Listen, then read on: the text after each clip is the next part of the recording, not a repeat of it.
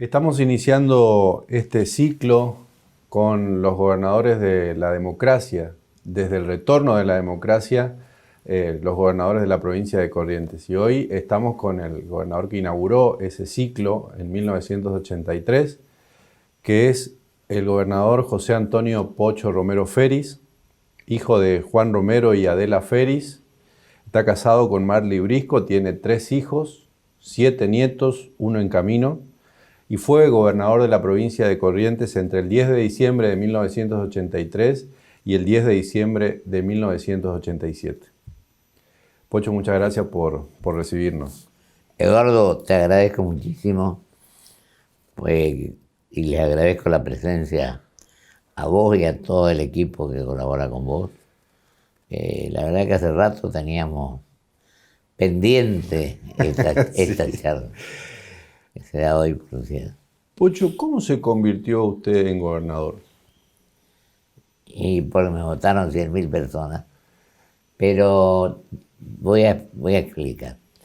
Nosotros veníamos de un largo proceso de confrontación, diríamos.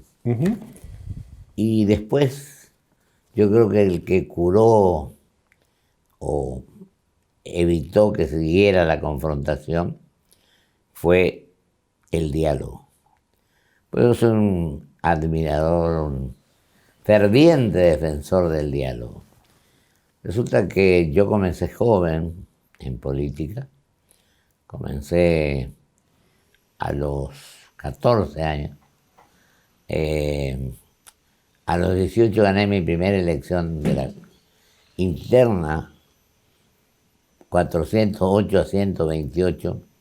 La lista nuestra se denominaba Elías Sabat y la de el señor Torrent se llamaba Juan Ramón Vidal. Fuimos a una interna, yo tenía 18 años. 18. 18, partido en contra, y fuimos igual. Ganó en realidad la perseverancia, la insistencia. Íbamos a las distintas secciones electorales y posibilitó que tuviéramos un triunfo ¿Y importante. por qué el diálogo? La construcción. Porque, te digo por qué, Eduardo, porque de allí yo pasé a ser diputado provincial, primero elector a gobernador a los 22, diputado provincial a los 24. Todos eran récords esos, ¿no? En ese momento. En ese momento creo que el más joven de América, decía. Y después fui presidente de la Cámara a los 25. Al año siguiente, el pacto que gobernaba con la gobernación del doctor Diego Nicolás Díaz Colodrero y la vicegobernación con el señor Salvador Di Tomaso, hablan con mi padre y dicen, podemos hacerlo a Pocho presidente de la Cámara. Yo mando mi renuncia porque digo no correspondía, no era ético que yo me había incorporado por una conjunción de partidos, como dije, y después sea electo por el pacto. Tuve una conversación amplia, yo me opuse a todo, pero al final lo que pedí es que me votara toda la Cámara, lo cual logré. Entonces fui presidente de la Cámara, menos mal que duró un tiempo, no tan extenso, porque tenía una presión tremenda con respecto a lo que se estilaba mucho entonces, con lo cual nosotros después terminamos, que era echar o dejar cesante a la gente que no pertenecía al partido que gobernaba y poner a la otra. Una práctica muy común, además que era siguió. muy común. ¿Estamos hablando de qué año? Año 60, cuando el golpe contra el doctor Arturo Illa, con quien después lo tuve cuando fui embajador allá. Tuvieron que pasar bastantes años hasta el 83. Pero ahí viene el tema. Se produce el presidente de la Cámara y viene el golpe contra el doctor Ilia. Cuando asume Onganía, la política se puso en el freezer. Y bueno, hubo discrepancias. Y yo comencé a recorrer la provincia. Tenía un amigo en Goya, un amigo en poner en esquina, de a poco. Y se conformaron dos movimientos internos. El de la gente mayor, que era el tradicional, y el que yo conducía, que era de unidad y renovación. Pasaron los años y al final, en el 82, en el Hotel de Turismo, se firma un acuerdo. Y ese día me ofrecen, yo mientras, entre tanto había sido embajador en Costa Rica. Bueno, y había dos generaciones de diferencia entre el profesor Mancini, que era presidente del otro sector, que ya había sido senador nacional y ministro de Hacienda, y mi persona. La cuestión es que comenzamos a dialogar y cerramos en uno de los salones del Hotel de Turismo la firma de un acuerdo. Me eligen presidente del partido, candidato a gobernador, y el profesor Mancini, a quien conocí ahí recién y dialogamos mucho, fue mi candidato a vicegobernador. Entonces los liberales plantearon en el Pacto Autonomista Liberal que el que ganaba llevaba al gobernador y el que perdía el vice. El vice. El primero que me informó esto, pero como versión, fue don Gabriel Feri. Su tío. Mi tío Gabriel Feri. Fuimos segundo padre. Esto se concreta a los 10 días más o menos. Entonces nosotros designamos una comisión integrada por el profesor Mancini, por el señor Solari Ballesteros, por el doctor Cáceres Dance, y el único de mi generación era el doctor Adaime. Muy bien, me llaman del Hotel Guaraní un día 2:30 de la tarde, y los liberales están inflexibles en este tema. Yo le digo, pero tienen que aceptar, son normas, reglas de juego que la tenemos que comprender. No vamos a hablar como vienen al diario. Los otros tres eran muy respetuosos, pero que me dijo cualquier cosa fue mi amigo Adaime. Entonces yo le digo, mirá, le dije yo también algunas cosas muy fuertes. Le digo, ¿sabes una cosa? Es muy simple. Nombra al otro candidato y se terminó la cosa. Pues él me dijo, estás loco, no van a... Y así se conforma la fórmula finalmente. Y se conforma, no. La fórmula liberal era la de Conte García Enciso y la nuestra Romero Félix Mancini. Vamos a la elección, ellos aceptan, mejor dicho, nosotros aceptamos la propuesta liberal y se eligen los candidatos ese día formalmente. Por la tarde me habla el doctor Leconte, con quien yo tengo una excelente relación, y me plantea que quería tomar un café acá en este lugar. Y yo le digo, yo voy a tu casa para me quedar 3 cuadras de la casa del partido. Allí hablamos, yo no compartía que si que había que negociar un senador y quedaba uno, porque eran 2 entonces, el que perdía la elección a gobernador se convertiría en senador. Yo no compartía. Dije, yo voy a matar o morir, o soy gobernador o no soy nada. Y colaboro con vos en todo esto. La cuestión es que vamos a la elección, votaron 360.000 personas más o menos. El autonomismo sacó 100.000 votos casi, el liberalismo 50. Pero entre el autonomismo y el liberalismo estaba el justicialismo, que sacó 70 y piquito, don Julio Romero, que ya había sido gobernador 10 años antes, y el doctor Armando Romero, que después fue rector de la universidad. que fue medio el primer alfonsinista de Corrientes. Así que quinto era la democracia progresista, creo, que Navajas, Artaza, no el Toco, sino el hermano Pablo, fue el candidato.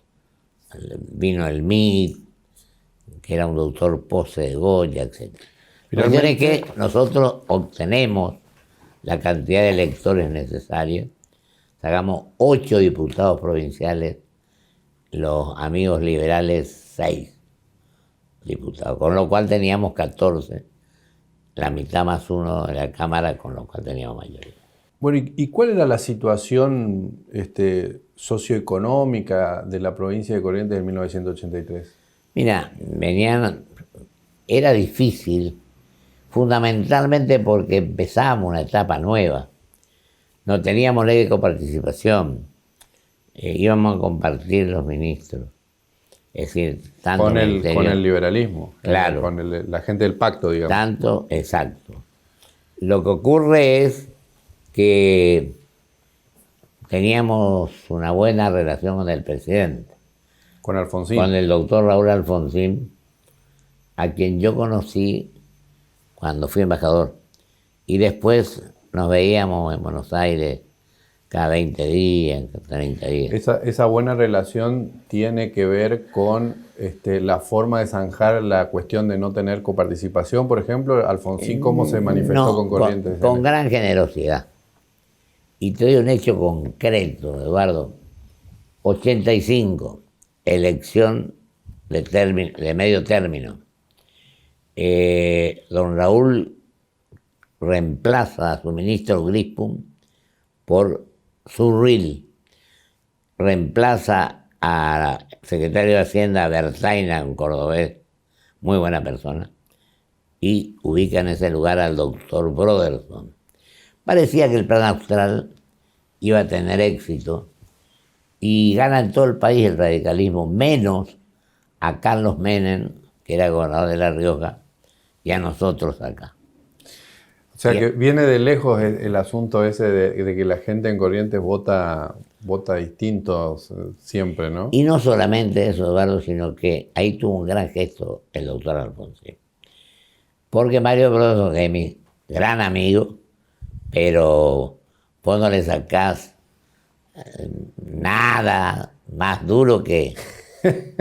Bueno, la cuestión es que yo voy al otro día, a las 9 de la mañana estaba ya en Hacienda. Me felicita Mario. Digo, no, pues yo no quiero que me felicite Mario, quiero hablar de mi presupuesto. Entonces quiero pedir un incremento muy prudente. Bueno, la cuestión es que me dice no puedo. Y me pegó un golpecito y me fui a la mesa, ¿no? Me trae de vuelta. Le digo, mira Mario, voy a hacer 3 cosas. Voy a renunciar a la gobernación. ¿Cómo si ganaste ayer? Sí, pero no quiero pedir limosna. Segundo, le digo, voy a hacer una conferencia de prensa porque me voy. Y tercero, termino de hablar con vos y voy a hablar con el presidente. Bueno, lo veo a don Raúl. Don Raúl me dice, pero qué prudente que ha sido. Yo en su lugar le había pedido el doble. La cuestión es que ahí me propone concretamente cambiar, hacer una reunión. Dice, hoy lunes, para que mañana martes usted tenga tiempo que venga su funcionario, hacemos una reunión el miércoles a las 8 de la mañana en el despacho de Carlos Becerra, que era un gran muchacho. Trócoli, Broderson, Becerra y voy a estar yo. Yo voy a Sanabria, Casuso y Figuerero, que es el director de la Casa de Corrientes. Empezamos los 8, hablamos primero del color del techo, y ahí don Raúl blanquea el tema. Dice, Mario, ¿qué pasa con Pocho? Yo en su lugar le había pedido el doble. Dijo ahí. Y Mario, que más rápido que cuando corría Fangio, dice, señor presidente, no se preocupe, yo tengo una gran amistad con Pocho. Mañana nos juntamos a las 10 y resolvemos. Entonces yo le dije con toda franqueza, mira Mario, que somos amigos no hay ninguna duda. Pero yo te digo simplemente esto.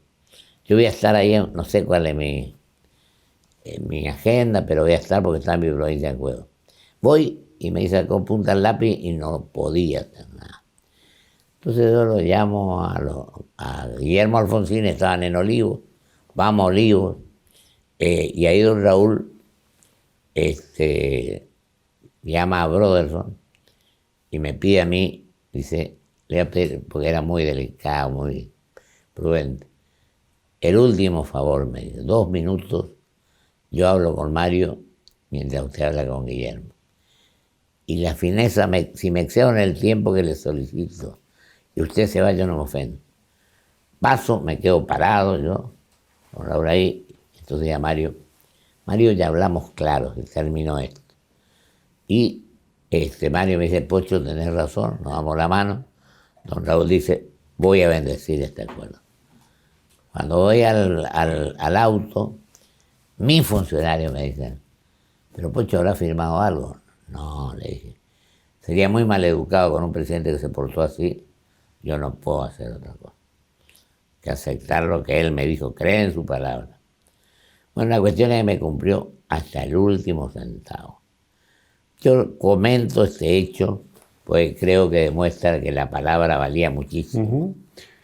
Don Raúl tuvo un gran gesto. ¿Problemas económicos entonces mayormente no tuvo? No, los tuvimos porque yo no pedí una suma que me permitiría moverme mucho, pero por lo menos comprendiendo el momento que se estaba viviendo, yo creo que tenía que colaborar también con él. Y eso le alcanzó para sostener el Estado y también para hacer obras, digamos. Para llegar y para hacer obras. Ahí había un gran ministro, que era el arquitecto Mastroianni. ¿Y con los trabajadores, cómo era su relación con los trabajadores del Estado? La verdad que es muy buena. ¿Sabes lo que hicimos, Eduardo? Por primera vez hicimos un plan de estabilidad y escuela de la administración pública. Bueno, eso, el profesor Revirati, que era mi profesor de Derecho Administrativo, influyó mucho en eso. Pocho, también en su gobierno se hizo tal vez el más recordado plan de viviendas del retorno de la democracia para acá. ¿Y cómo hizo eso con esa cantidad de dinero, digamos, que no le permitía moverse Porque teníamos un gran presidente de instituto. Yo creo que el mérito no es mío ni del gobierno, sino el gran hacedor de eso fue el ingeniero Salomón Méndez, con quien hablé hace 3 o 4 días y estuvimos recordando que Corrientes era muy respetada en eso. Se hizo casi 20.000 viviendas. Claro. Pero el mérito que iba a trabajar a las 5 y pico de la mañana, y también se hizo las escuelas. Claro. La Leloir, la Figuerero, toda la... Pocho, yo sé que usted hace esas cosas porque hizo balances además. Cuando se terminó su gobierno, ¿evolucionaron qué índices e involucionaron qué otros índices en su gobierno?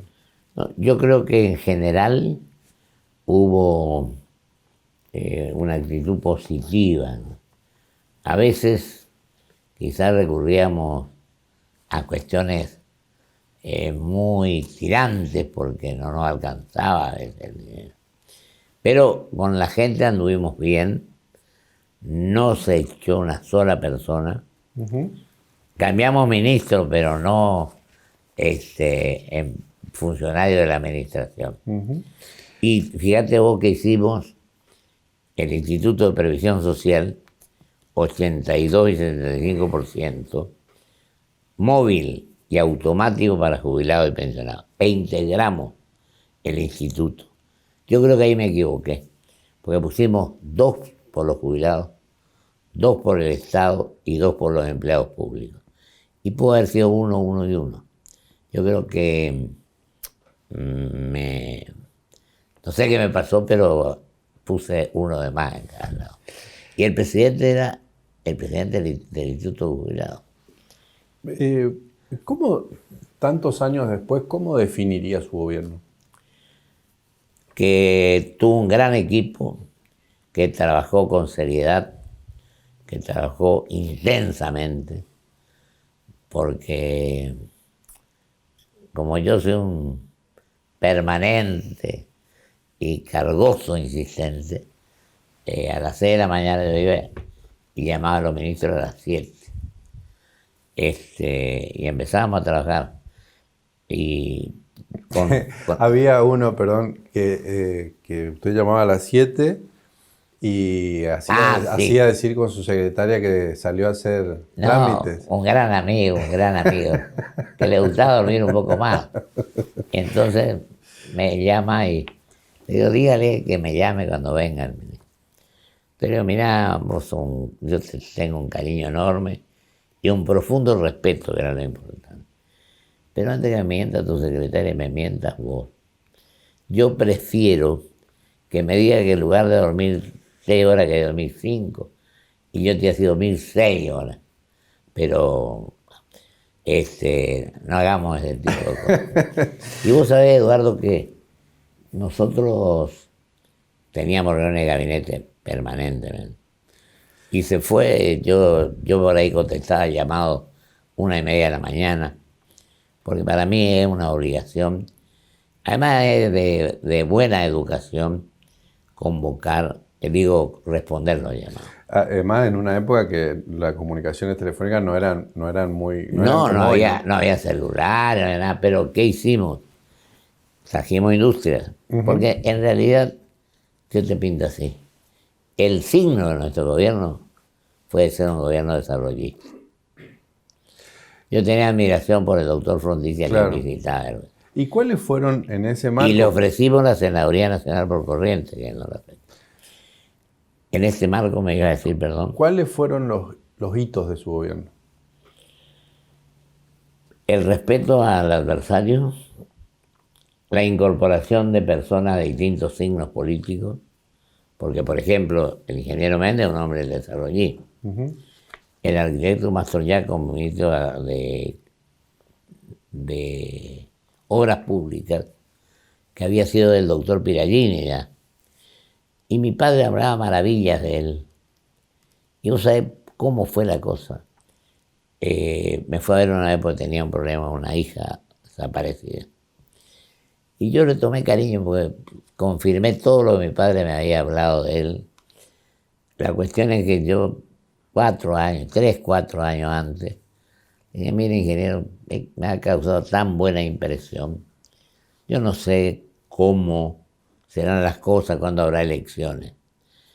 Pero si hay elecciones, por ahí me presento para ser gobernador, y si llego a ser, a usted lo voy a convocar para un cargo importante. Cuando estoy armando el gabinete, digo, yo quiero hacer obra pública, y lo convoqué. Bueno, y ahí, en ese sentido, ¿cuál fue la obra de su gobierno más importante? En lo material, el Instituto de Cardiología. Que al día de hoy sigue siendo una de las referencias sanitarias más importantes. Y sabe una cosa, Eduardo, un hecho positivo, que es lo que yo vengo hasta ahora planteando, fue una política de Estado, porque ningún gobierno se atrevió le puso los pies encima. Siguieron agrandándolo. Y ahí trabajó muchísimo la fundación, porque, no por elogiarla a Marley, pero Marley fue la que inició esto, y como gente representativa que trabajara, como Osnagui, como la señora de Piragini, mucha gente se hizo grandes. La fundación cumplió un rol fundamental. Y los gobiernos que siguieron construyendo lo que se podía. ¿Y en lo no material? Y lo otro, la avenida de Juan Pablo II. Claro, que me prescribió todos los pecados, no solamente hasta hoy, sino hasta el fin de mi vida. Recordemos a la gente que en abril Acordate que santo, de 1987, el 8... El día de la lluvia. Exactamente, con una lluvia tremenda, Juan Pablo II visitó Corrientes en un viaje que no estaba en agenda, además. Que se debió a sus artes diplomáticas. A mi insistencia ante el nuncio apostólico, Monseñor Calabreschi. ¿Cómo fue? Porque usted dice, yo tengo una gran amistad. La relación con su sucesor, que fue Ricardo Leconte, sí, no hubo problemas ahí, ¿no? El pacto siempre No, estuvo... no. Hubo problemas que le pidieron la renuncia a un gran ministro que era el de Hacienda, que era Cadenas. Pero era un problema de espacios políticos, no de relación de No, era transición. que dijeron que se había hecho medio hincha nuestro, pero era un gran ministro. Y después yo pedía. ¿Usted con qué personas, porque en ese momento era de 2 años, interactuó en el municipio de Capital? ¿Quiénes eran los intendentes en su...? El primero fue el doctor Raúl Papini y después el doctor Brugerman, que fue un brillante ministro, pero como intendente fue otra su función. Hubieron algunos que entorpecieron tu tarea, porque era un señor Brugerman, como fue Palma, el primer ministro de Educación, segundo fue el doctor Tomasela y el tercero fue el presidente de la Casa de la Cultura de Curuzú, don René Bordere, que fue un gran ministro. Si tuviera que definir su relación con el presidente de la Nación en ese momento, fue... Brillante. ¿Y qué piensa hoy de los colegas suyos gobernadores que lo sucedieron? Y yo creo que merecen, mi reconocimiento, independientemente de las diferencias. Pero yo te decía hoy, al comienzo, el tema del diálogo. Fíjate que con Mancini, por ejemplo, que me habían expulsado del partido, tuvimos una gran unidad y él cuando él como vicegobernador no fue electo, él fue asesor general de gobierno. Nos reuníamos a las 7 de la mañana y planificábamos juntos. Y después fue ministro de gobierno y cuando él se sentía muy mal, llamó a su gente y dijo que siguieran apoyando lo que habíamos hecho hasta entonces. Y que quedó indisolublemente, definitivamente la unidad partidaria. En términos... Y los demás gobernadores me decían vos, y bueno, tuvimos algunas discrepancias con algunos, pero yo quiero rescatar lo bueno que hicieron todos y dejar de lado lo malo, para que, o mejor dicho, con lo que yo no coincido. ¿Con quién, por ejemplo? ¿Con quién no coincidió en algún momento? Yo preferiría, Eduardo, como son tantas las cosas y no podemos utilizar tanto tiempo, reconocer que todos tuvieron sus aciertos y sus errores, como yo también. Pocho, ¿en qué se equivocó? Y puede ser en varias cosas. Yo no voy a dar nombres, pero tuve que haber pedido a lo mejor algunas renuncias que no pedí. A lo mejor fui cobarde, o no sé si cobarde. Yo tenía 42 años cuando llegué al gobierno. Hoy vos me preguntaste, yo no te contesté. 42 años yo pensé, como no tenía la plena prueba de lo que pensaba, 3 o 4 renuncias que tuve que haber pedido no las pedí, pensando en la familia, pensando en lo que pasó. Pero creo que en general el gobierno estuvo integrado por gente de primera. Yo me pude haber equivocado en muchas cosas, y yo siempre digo que me equivoqué, porque hay algunos políticos que dicen como si nunca cometieron un error. Y yo me acuerdo que el final del primer mensaje decía simplemente esto: lo único que yo prometía era trabajar, y lo único que pretendía era, al fin del mandato, tener el respeto de mis conciudadanos a lo que deseaba servir. Vamos a hablar un poquito de política y le pido poder conceptualizar brevemente. Que uno se encandila con todo. ¿Qué fue el pacto autonomista liberal? ¿Qué beneficios dio y por qué se disolvió? Yo pienso que fue una herramienta importante, aunque al comienzo no la hayamos integrado. Muy importante. El motivo por el cual se conforma es porque el gobernador Pirallini Beiro quería hacer la reforma de la Constitución. Y aunque no por el amor, sino por el espanto, como dicen, yo creo ¿Se que unieron azules y colorados? Azules y colorados en el 61. 61, imagínate. Yo todavía no. El otro día hablábamos acá con Ricardo Leconte, que era ministro de Obras Públicas, y hincha Huracán también.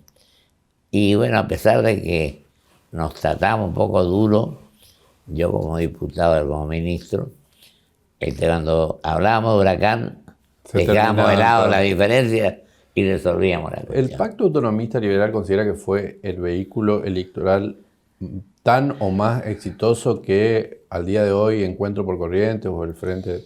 Yo creo que fueron dos partidos que cumplimos siempre con lo que habíamos dicho. Es decir... También lo tenían por escrito, ¿no? O sea, era... Es claro. Yo, por ejemplo, con el vicegobernador tuve una magnífica relación. Nunca tuve un problema con García Enciso. Ahora, reconozco que hubieron cuestiones y el pacto se rompe por una cuestión unilateral. El autonomismo no tuvo nada que ver cuando el doctor Garay le dice al doctor Cortina: hemos decidido romper el pacto por parte del Partido Liberal unilateralmente. No sé si fue por una senaduría, por una tontería, que al final no sirvió para nada.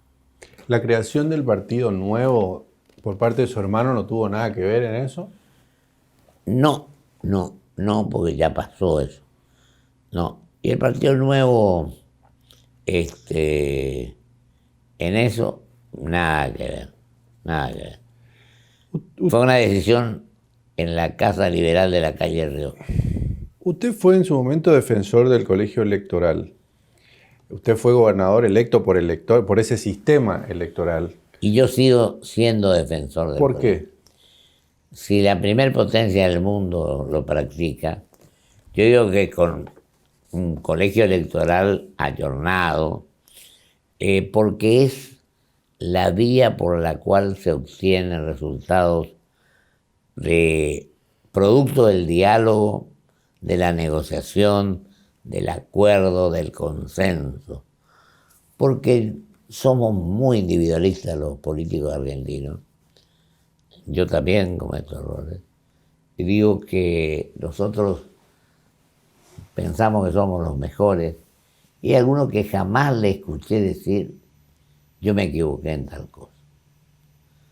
Pero eso no es un poco alejar, no es darle a la élite política nuevamente potestades y sacarle esa potestad al pueblo con su voto directo. No, porque el pueblo vota. Y es una conjunción de gente que va, que viene.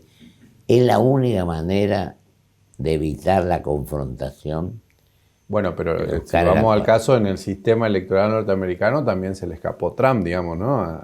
Bueno, pero Trump fue un caso específico. Pero se le escapa al sistema. Yo te voy a decir un principio del derecho. Caso fortuito o fuerza mayor. Caso que no ha podido preverse o que previsto no ha podido evitar. Ese ha sido Trump. Y yo fui, como observador por el CARI, fui a las elecciones. Usted es un estudioso además de estos temas. ¿Los partidos aún sirven como instrumento hoy, como instrumento político? Mira, los partidos, en lugar de mejorar, después de que se incorporó a la reforma 94, se le dio Estado constitucional, yo creo que en lugar de mejorar, hemos empeorado. Sí, sin duda. Lo que yo creo que valen más hoy son los liderazgos, que es lo que pienso que tiene que ocurrir. La política le dio amigos, enemigos yo digo que me dio amigos y adversarios. Enemigos no. La verdad es que si hay una virtud fundamental, yo te hablé del Papa, te hablé del cardiólogo, todo, de las viviendas, de las escuelas, incluso hicimos varios institutos agropecuarios en un entendimiento con la universidad. El doctor Romero fue adversario, pero llegamos a un acuerdo. Poníamos el dinero, ellos con la currícula, los profesores, hicimos en distintos lugares del interior. Pero lo que digo es que yo tuve muy buena relación prácticamente con todos los políticos. Incluso un episodio, nosotros cuando asumís el 83, venía un proceso militar. Tuve que nombrar toda la justicia, por ejemplo. Claro.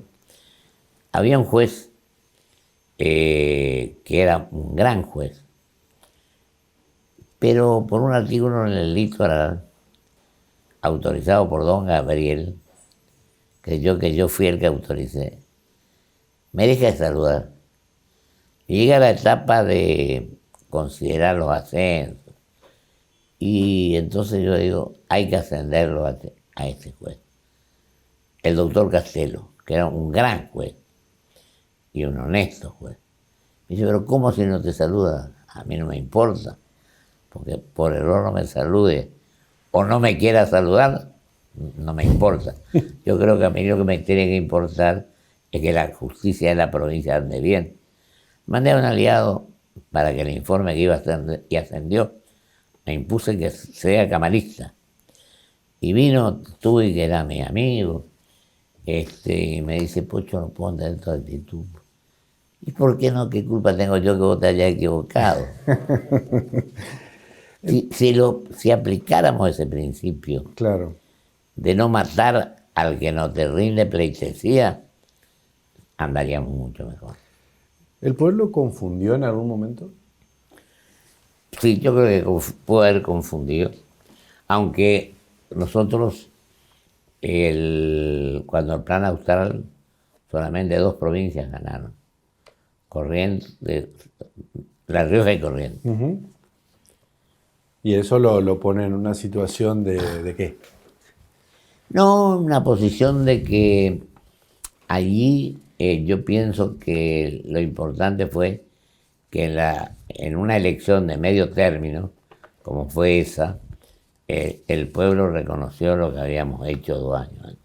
Porque yo te digo esto, Eduardo, mirá, nosotros sacamos 100.000 primera elección, 100 y pico en el 85, así que incrementamos. Uh-huh. Y cuando nos oponemos a la reforma de la Constitución, sobre 9 sacamos 5 convencionales constituyentes. Sacamos 124.000 votos los autonomistas. Y me acuerdo que el maestro Revirati, que era mi profesor, derecho administrativo brillante, profesor, era secretario general de la Gobernación y comenzó con un problema de salud. Fue el 5.º de los 9 y salió constituyente. Incluso la señora me llamó la atención porque me decía, ¿cómo, Pocho? Es que él quiere ser señora y yo lo voy a apoyar. Quizás sea la última alegría de su vida. Y fue un brillante constituyente. Pero eso qué tiene que ver con la confusión, es decir, el apoyo masivo e incremental de la gente que le hizo creer algo que no era o que le hizo perder la visión. ¿Qué pasó? Puedo decir, a mí, Uh-huh. no me hizo perder la visión porque yo cumplí con lo que habíamos establecido, que era la alternancia. Claro. Querían reformar los muchachos la Constitución, pero yo creí que no, porque por 2 motivos. Yo creo que el que está tiene ventajas. Y en segundo lugar, porque yo tenía el compromiso firmado de que un autonomista, un liberal, Claro. autonomista, un liberal. ¿Alguna vez sintió la soledad del poder? Sí, ¿Y qué es? y la soledad del poder es una cosa muy dura. Mira, cuando pido la renuncia al ministro de Salud Pública, Soto, casi me quieren hacer un juicio político, pero que abortó muy rápidamente, porque la oposición apoyó. Un hombre de mi pueblo, de San Luis del Palmar, fue el que definió la cuestión. El amigo Gómez, que es del MIT. Estaba Torito Cantero, había mucho. La cuestión es que enseguida se terminó.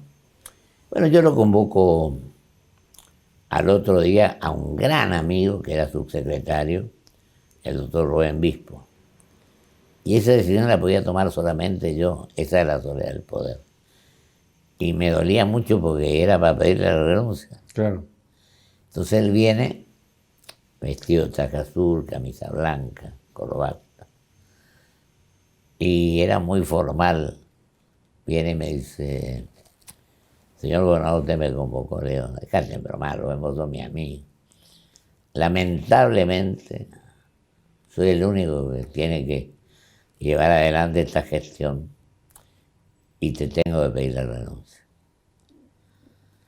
Él lo tomó muy bien,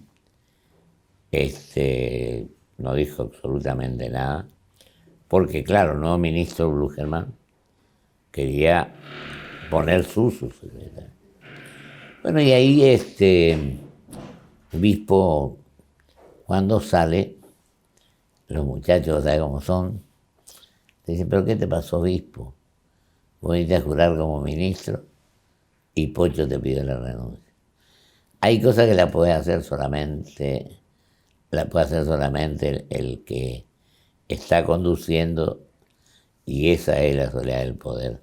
A veces tenés que hacer cosas que a lo mejor no te satisfagan del todo y te pongan en una situación complicada, pero tenés que hacerlo. Usted habló hoy, al principio yo le dije vamos a hablar del tema, después en el medio mencionó y lo puso como un adversario a un periodista. Pero tú te ames, vos. Bueno, ¿cómo fue su relación con los medios y periodistas, siendo usted además director, por parte del directorio del diario más importante de la provincia, que era el Diario Litoral? Que estuve con mi padre cuando decidió ponerlo aquí. Lo acompañé ese día. Pero su relación ahí, pero yo me fui. Viniendo de la casa, digamos. Pero yo tomé una decisión. Dejar toda la empresa en la que yo estaba y dedicarme totalmente a mi tarea para la cual el pueblo me eligió. Yo no me quejo del litoral, pero te tengo que decir que hubieron varios periodistas que me criticaron, lo cual me parece bien. ¿Desde el Diario Litoral? No, ni bien ni mal ahí. Bueno, pero, por ejemplo, ¿sabes qué periodista me trató con mucho respeto siempre en radio? Tito Meiner, Daniel Karam y el amigo que falleció, el Colorado. Martínez Vidal. Martínez Vidal. ¿Y con el que peor se llevó? Y yo ya sé quién es. Era un ex del litoral. El que decía que usted tenía un piso en... El que tenía un diarito, si era diario o fue el Independiente. Pero no me llevé mal. Él me trató mal, pero yo lo traté bien. Fíjate vos que vino a hablar conmigo. Claro. Tuvo el auspicio de lotería. ¿Es difícil desde el poder aceptar la crítica de la prensa? Yo acepté siempre. Me dolía más, me dolía un poco. Por ejemplo, en época había un hombre que escribía muy bien, pero me criticaba siempre. Pero terminamos siendo amigos. Se tuvo que... Encima, mi sanción fue que tuviera que leer mi libro. ¿Pero qué le producía? ¿Le produce bronca? ¿Le enojaba? ¿Qué le enojaba? ¿Qué pasaba? No me enojaba. Yo me enojaba cuando no tenía plata para pagar las cosas y no tenía coparticipación. Dice Cacho Cortina que no echamos a nadie, pero yo iba a las 6. Él llamaba a Marley y decía, pero acá no hay nadie. ¿Y qué querés? Vos sos el que... Hay gente que le tiene miedo a la prensa. Usted sabe de eso porque trabajó, sabe, está cerca de los medios, siempre estuvo cerca. ¿Usted le tuvo miedo alguna vez a la prensa o no? No, ¿Por qué no? porque yo creo que la tarea que cumple la prensa es fundamental. Es indispensable para el sistema democrático, para el sistema republicano sobre todo. Y fíjate que me tocó, después como senador, ser presidente de la Comisión de Libertad de Expresión, Claro. y sancionamos 2 proyectos que vos conocés. Uno, que el periodista no tuviera que dar a conocer la fuente de información, y no quiere, y la otra, eliminamos la figura del desacato del Código Penal, que fueron proyectos míos. ¿A quién, si quiere, me dice el nombre o no, no sé qué sé yo, ¿a quién respetó por condición intelectual, técnica y política desde la prensa? Y si querés, bueno, él era senador entonces, pero te hablaría de Carlos Gelmi, te hablaría de varios, en época, el apellido, muchacho paraguayo, Perac, que firmaba los artículos y que me caía bastante bien, a pesar de que me criticaba duramente siempre. Yo no me acuerdo hoy, pero ya... ¿Le hicieron alguna vez el diario de Irigoyen? No. No, porque yo ya sabía cómo era la mano. Mira, un día me dicen, vos sabés que muchos te quieren hacer el diario de Irigoyen. Exactamente. Y el causo que pinta de cuerpo entero esta cuestión de que no le hice caso al diario de Irigoyen fue el que te contaba, el tema del ascenso del doctor Castelo. Y lo otro es que yo me daba cuenta, como era un día, mi amigo Pocho Silveira, no había sesión donde no me pegara por la caña de azúcar. Entonces me dicen los que querían quedar bien conmigo,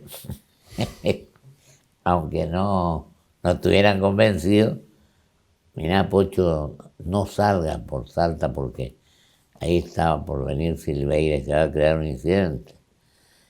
Y yo salí, y Pocho era mi amigo, la facultad incluso. Yo, Pocho, ya te diste el gusto, metele, avanzar nomás con la caña de azúcar. Porque yo aceptaba la crítica. Le llevaba o no el apunte, pero aceptaba la crítica. Finalmente, después de que deja el sillón de Ferré, ¿cómo siguió con su vida? ¿Usted tuvo después actividad política? Sí, de hecho, sigue con la Yo actividad fui política. electo en esa elección diputado nacional.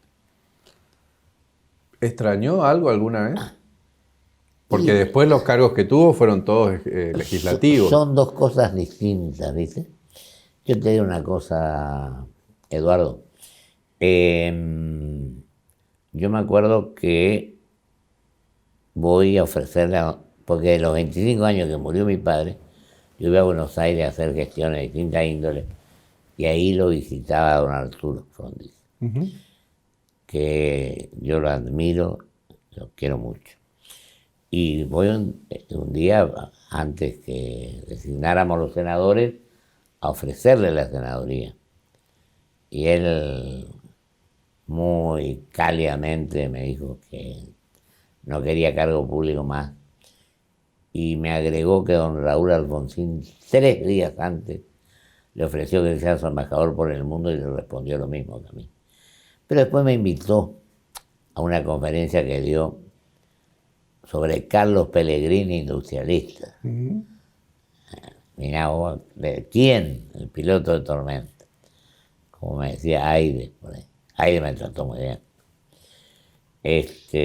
Y entonces terminó diciendo, brillante conferencia, un hombre del radicalismo, un hombre hoy en el Movimiento de Integración y Desarrollo, viene a rendir homenaje a un autonomista, cuando están en juego los intereses de la nación, por sobre todo ello está el interés de la patria. Sería lindo practicar eso ahora. ¿Qué no haría de volver de tener ocasión de gobernar? Vamos a suponer, ¿qué es lo que no haría? ¿Qué es lo que no haría? Si hoy es gobernador de nuevo. Y esa es una suposición que yo no tengo ninguna aspiración más a hacer. No, bueno, pero es un Si fuera, supuesto. y depende de cómo se den las circunstancias en el momento, cuáles son los hechos que se producen, cuáles son las decisiones que tenés que tomar. Por ejemplo, yo era un maleducado con alguna gente porque la llamaba a la 1:30 de la mañana, que era don Agop Teodosian, el que puso la fábrica allá en Monte Caseros. Yo pienso que lo peor que puede hacer un gobernante, yo eso no haría, es decir siempre, estoy ocupado, no puedo atenderlo, no tener contacto con la realidad. Porque el funcionario tiene que tener un contacto permanente para saber cómo son las cosas. Un día me dice alguien, no, y que vos siempre ibas por la misma calle y siempre encontrabas bien las cosas. Entonces un día, creo que fue Alonso, que era director de comercio, Alonso que hace periodismo, que es un amigo. Entonces un día dice, tomaste otra calle y encontraste unos cuantos problemas allí y llamaste la atención. Y creo que las cosas más importantes se hicieron porque ahora, fíjate que el tema de Cazadores Correntinos, ahí se ve la avenida Cazadores Correntinos, pero lo que no se ve es lo de abajo, cloaca, las cosas, que fue idea de Lito Méndez, a quien yo considero un gran funcionario. ¿Cómo quiere ser recordado, Pocho? Yo creo que es una persona que trabajó con espíritu constructivo y que tuvo en cuenta a todos los sectores. Porque en el gobierno había gente de todos los partidos. Por ejemplo, tenía un gran funcionario en el ingeniero Popolicio, que era demócrata cristiano. El mismo maestro Revirati, que era también un poco de esa línea, que fue mi profesor de Derecho Administrativo. Pero lo que ¿sabe cómo yo dije? En el final, el último capítulo de mi primer mensaje, yo decía, no textualmente, sino decía el gobierno del pueblo, de todo el pueblo. Y lo que yo prometía era trabajar. Y lo único que decía al final, que pretendía que al final de mi mandato tuviera el respeto de mis conciudadanos. Y eso lo logré, gracias a Dios. No sé si me quieren, no me quieren, me votan, no me votan, pero tengo el respeto de la gente acá y donde me muevo. Estoy en el Consejo Argentino de Relaciones Internacionales como consejero. Estoy como profesor invitado a la Universidad de El Salvador. Y lo de y peronistas y radicales, en el 84 me votaron como presidente del Consejo Federal de Inversiones, por ejemplo, que como andaba con muchos problemas o poco egoísmo de un sector, porque lo había hecho Frondizi, un día le digo a Ciácera, que falleció hace poco, que era el gerente, ¿qué te parece, Ciácera? 25 años, hacemos un acto, invitamos a Frondizi y a los gobernadores que viven, que están, a don Raúl y a lo que estamos ahora. Y digo dos palabras yo, habla don Raúl, no, don Arturo y hablaron Raúl. Y se terminó el problema. Por eso yo digo que el diálogo es fundamental. Gracias, Pocho, por estos minutos. No, yo te pido disculpas porque por ahí uno se embala, se acuerda de tantas cosas. Y todas las que quedaron afuera. Y bueno, es inabordable. Sí, porque por ejemplo el estar en París, la Feria Internacional de la Agricultura, en Osaka, Japón, pero ahí yo no fui, fue el ministro Conde entonces. Muchas gracias. Te agradezco mucho, Eduardo, y a todos los muchachos que colaboran con vos. A ustedes también, gracias por estar ahí. Esta es la primera de una serie de entrevistas del ciclo de gobernadores de la democracia de la provincia de Corrientes. Muchas gracias y hasta la próxima.